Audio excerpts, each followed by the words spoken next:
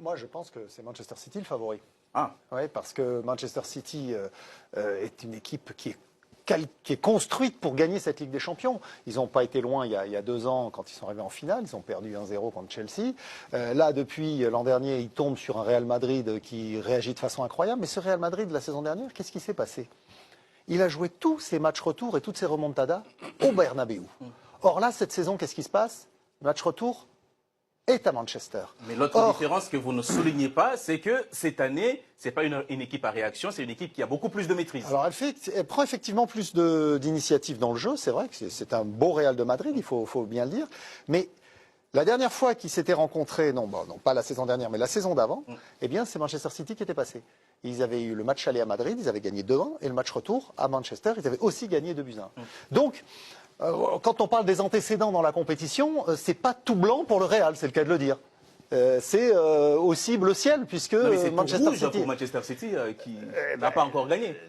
Non, mais on parle de 2 clubs qui n'ont pas du tout la même histoire. Ah ouais. Le Real Madrid a gagné ses Ligues des Champions. Vous m'avez parlé du vécu du Milan tout à l'heure, et donc vous ne pouvez pas remettre en cause le vécu du Real Madrid. C'est pas parce qu'ils ont gagné avec Raymond Coppa et Alfredo Di Stefano dans les années 50 qu'ils vont gagner demain. Ils ont gagné avec Benzema.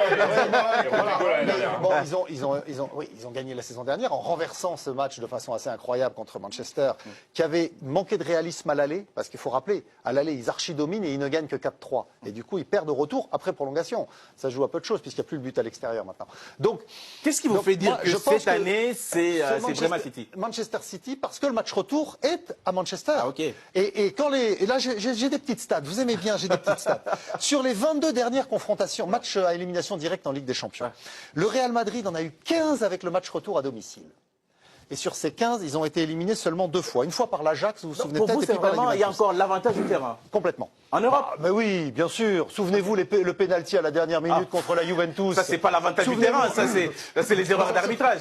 Mais oui, parce qu'à Madrid, il y a une pression terrible sur l'arbitrage et sur l'arbitre. Et donc, effectivement, dans cette atmosphère, souvenez-vous, la saison dernière. Attention, le Real Madrid risque de faire un clip. Benzema qui va faire la faute sur Donnarumma contre le PSG.